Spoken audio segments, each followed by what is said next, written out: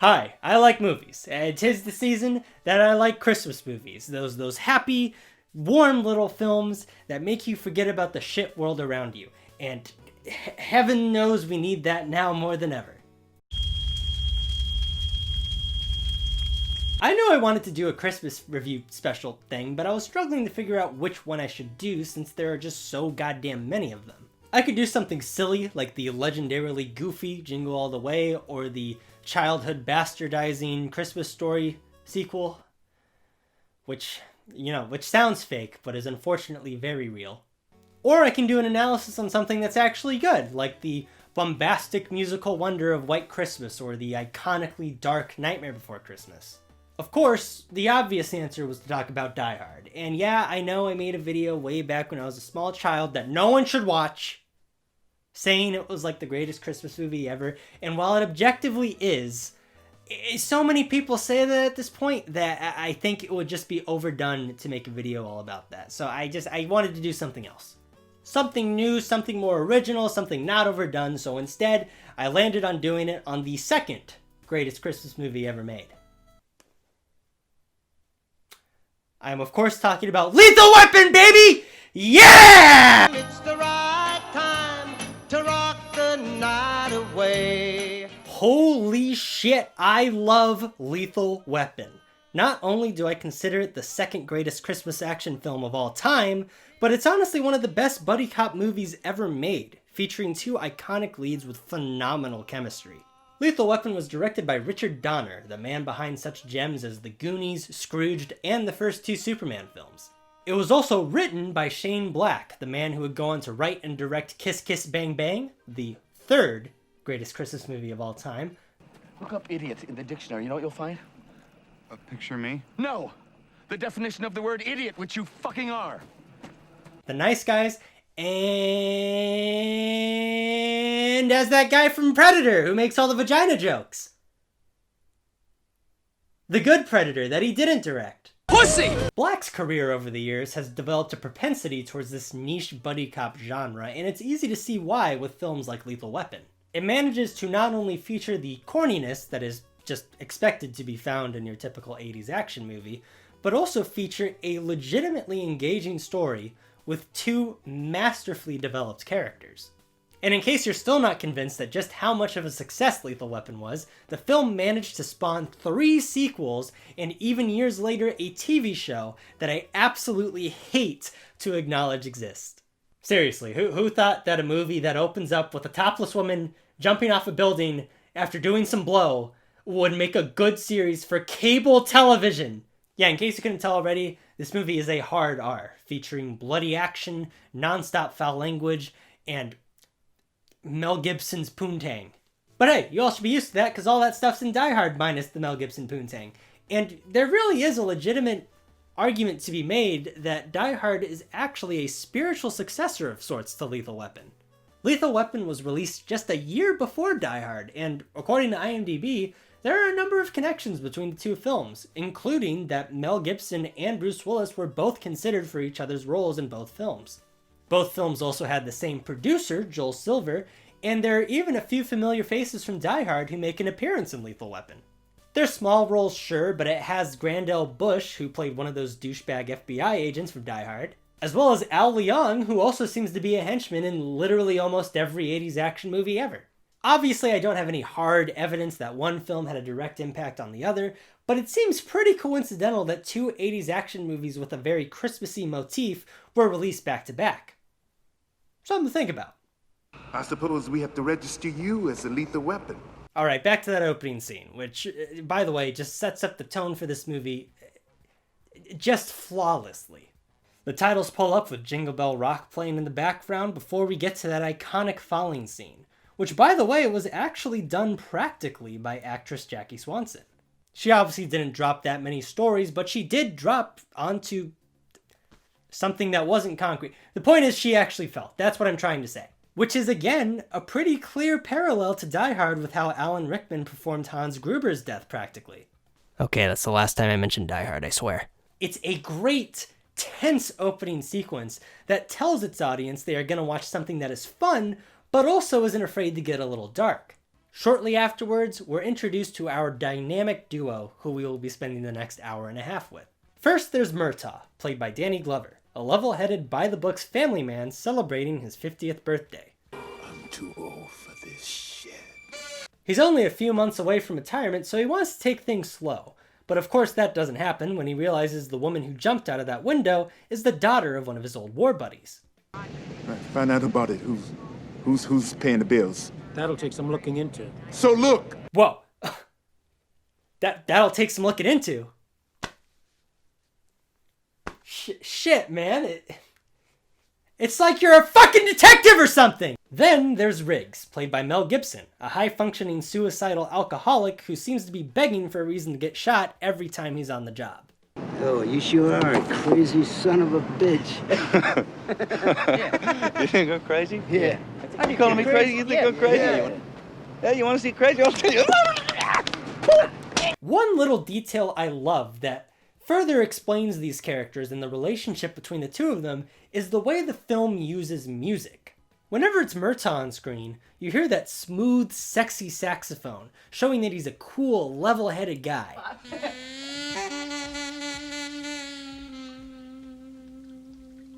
And whenever it's just Riggs on screen, you hear that tense, slow guitar, signifying that he's just on the edge of his rope.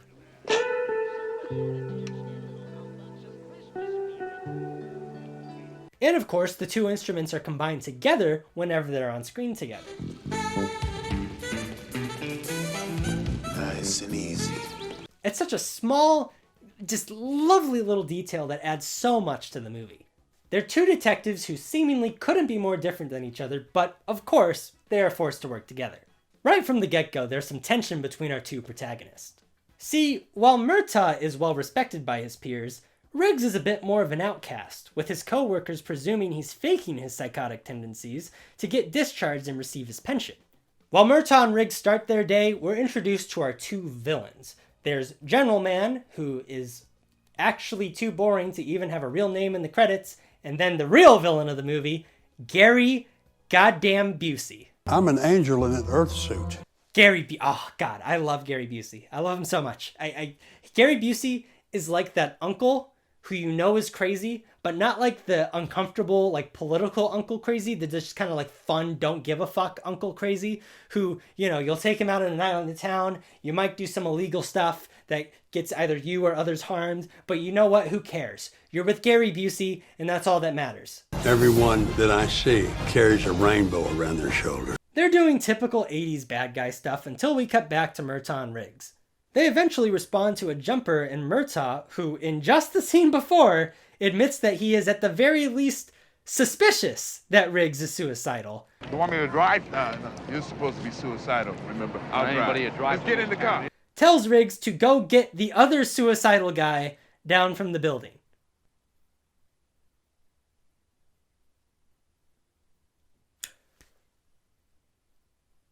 Yeah, I'm gonna admit it.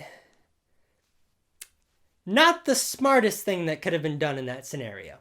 But everything turns out okay as Riggs gets the suicidal man down in the most Mel Gibson way possible. I want to do it. What do you mean?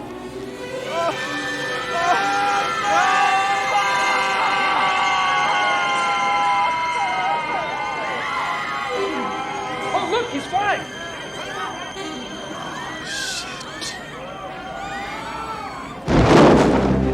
This angers Murtaugh for some reason, as he puts Riggs' suicidal tendencies to the ultimate test, letting him put a gun to his head and ready to pull the trigger before Murtaugh stops him right at the last second.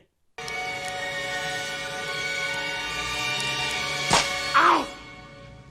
Now convinced that Riggs is suicidal and also making it very clear that he is once again not at an age where he can handle this level of excrement, 50 years old.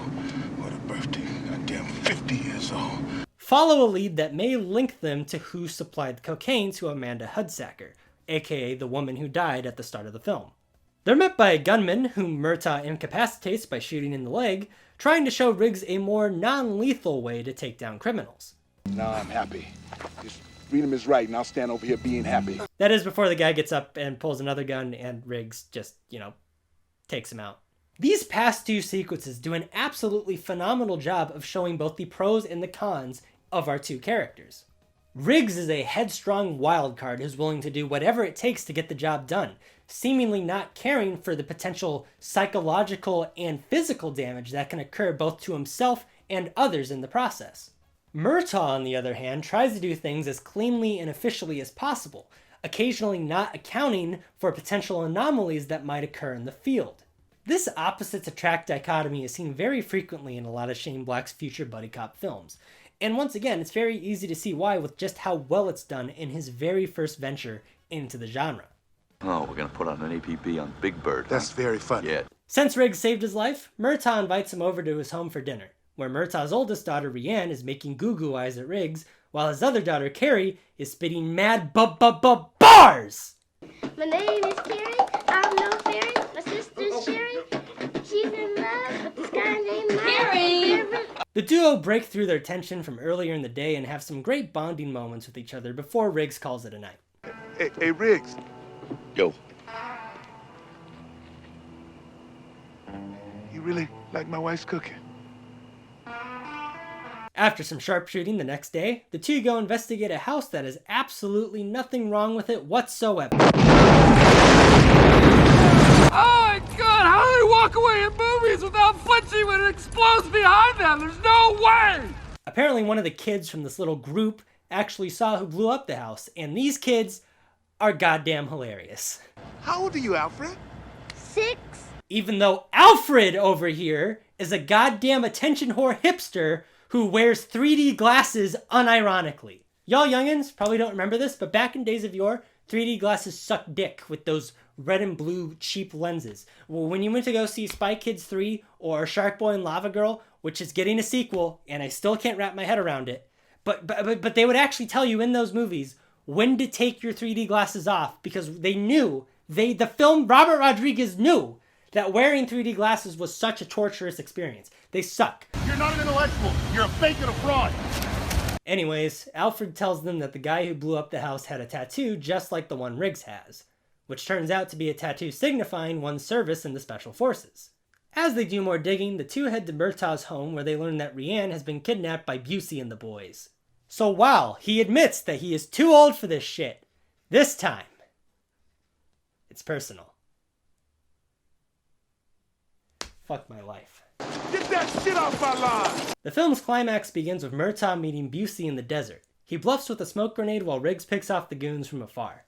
Rianne gets in the limo to make a quick getaway, but then we quickly realize that she's an idiot and is clearly not capable of doing that. Seriously, all you had to do was drive away. Why the fuck? Why? If you can't outrun him you can't outrun a helicopter in a car, what makes you think you're gonna outrun him with feet? What are you on? She smoked pot in the house. Oh, okay, now it makes sense. All right, thanks, Ronnie. We then see the darkest sequence in the whole film, as Riggs and Murtaugh are pretty brutally tortured as the goons see what they know. But this is also the point of the film where Riggs and Murtaugh go Super Saiyan and just start kicking everyone's asses left and right. After Murtaugh smokes the generic general guy, we see just how much the relationship between him and Riggs has evolved, now being much more comfortable with his partner taking the wheel. Well, I'll drive, Coaches. I'll drive. Get in on the other side. Let Riggs. They catch up with Busey at the Murtaugh residence, and instead of just cuffing him and calling it a day, they decide to settle their differences with a full-blown Mortal Kombat fight.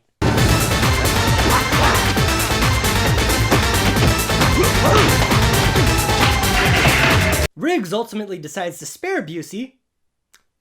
I am now realizing that I've been calling him Busey the entire video instead of his actual character's name. Fuck it, who cares? Anyways, Riggs decides to spare Busey, once again showing a shift between him and Murtaugh. While Riggs used to always take no prisoners and do whatever it takes to take down the bad guys, he decides to let Busey live despite all the evil things he did earlier in the film. Not worth it. At the same time, the formerly by-the-books Murtaugh was 100% prepared and ready to kill the man responsible for putting his family at risk. No way you live. No way. But most importantly, the two friends learn the Yuletide values of family, friendship, and teamwork, as they brutally shoot the living shit out of Gary Busey, who pulled another gun on them. And that's Lethal Weapon. And while Die Hard will always be the undisputed king of the holiday action movie flick, I'm gonna go ahead and say that Lethal Weapon might be a better all-around movie. It's got the humor and action that the genre demands, but I think the thing that gives it the edge are its two leads. Their performances, their chemistry, and the ways in which they grow and evolve over the course of the film don't just make them likable, they make them genuinely engaging. Like I said earlier, Lethal Weapon would go on to get 3 more sequels, and while they're actually all pretty decent, they still don't reach the heights of the original in my honest opinion. However, I am always open to more, and it sounds like more is actually on the way. Not too long ago, Lethal Weapon 5 was confirmed to be in development, and not only is Mel Gibson returning, not only is Danny Glover returning, but Richard Big Dick Donner is coming out of retirement to direct it. Why is no one talking? This is the greatest fucking news I've ever heard! Do you wanna? Yes, I wanna!